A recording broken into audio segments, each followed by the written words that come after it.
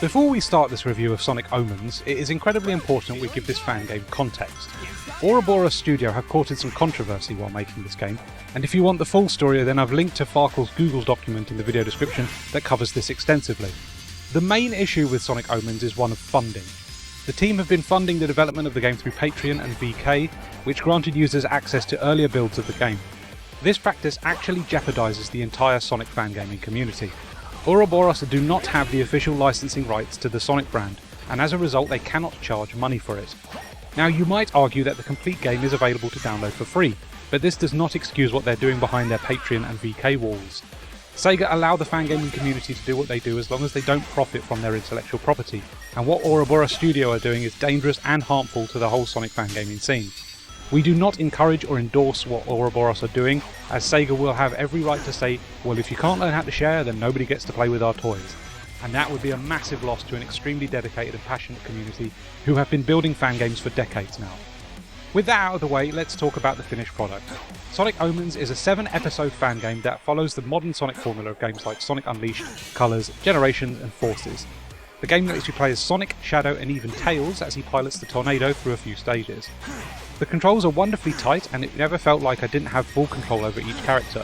There's a lot to learn here as well, with Sonic having his full modern moveset plus a new grappling hook ability that is similar to the grappling in Sonic Forces.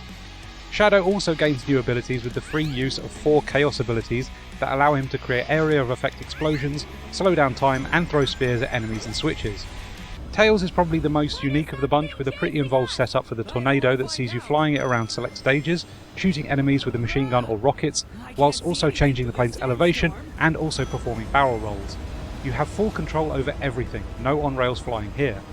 It's genuinely very impressive how well they've made everything feel, and you're also given free movement of the camera as well. Visually, the game is also quite the looker. It's honestly amazing that a 3D fan game this involved, detailed and well directed has come from an indie development team, because it often looks stunning. Granted, the capture you're looking at here is a little rough around the edges because I had to tweak it to run well on my ancient PC, but at max settings it is quite miraculous that Ouroboros have pulled this off. The cutscenes in particular are wonderfully directed, with gorgeous animation and depth of field effects. A lot has to be said about the game's story, which is often quite grimdark and edgy. Tonally it's quite similar to Sonic Forces and Shadow the Hedgehog, and the story certainly took some unexpected turns that may warrant some laughs considering how outlandish they are. It's also soundtracked by a melding of dubstep, trance and metal that reminds me of bands like Pendulum and Combichrist, which again reminds me of Sonic Forces. But I honestly didn't mind the edginess of it, because this is a fan game, and fans get to decide what they take from the Sonic franchise. Some people like the darker stories, and want to put their favourite characters in more deadly scenarios, and while it might not be for me, I appreciated the craftsmanship and thought it was written and performed with sincerity. I don't even mind the accents that Shadow and Eggman have. Just because English isn't someone's first language doesn't mean they shouldn't be allowed the opportunity to voice their favourite characters. So it's a well-playing game with gorgeous visuals and an earnest story that's well directed. However, stage design and difficulty is where Sonic Omens falls down. Like the games it takes influence from, Sonic Omens demands to be played in a very specific way, and if you go off the beaten track then you're falling down a pit and starting again from the last checkpoint. Like Sonic Unleashed, stages play out over vast instant death pits, and Sonic has to carefully manoeuvre around tight little pathways in the sky while homing attacking enemies, and it's all very precarious and doesn't leave much room for error. You will die. A lot. And the game knows this because it gives you infinite lives.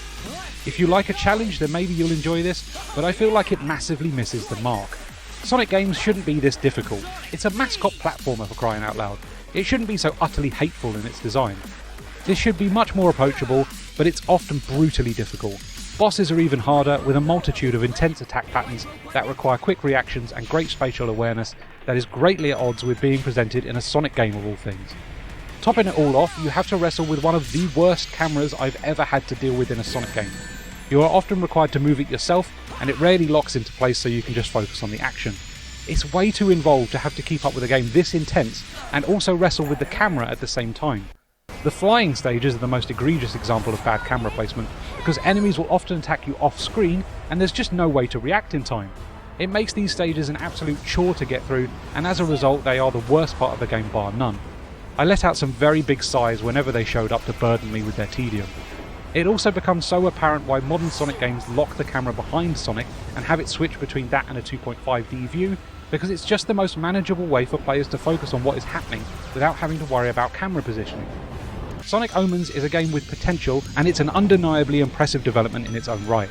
It looks amazing and has great character control, but the stages are just so poorly designed.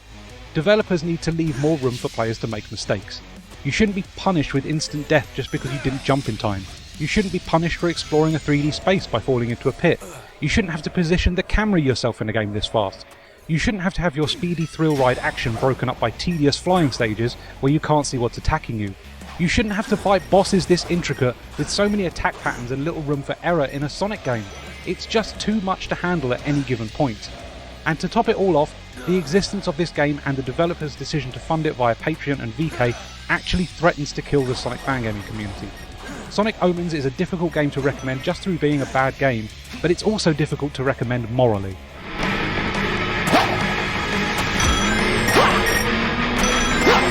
Let's keep it going!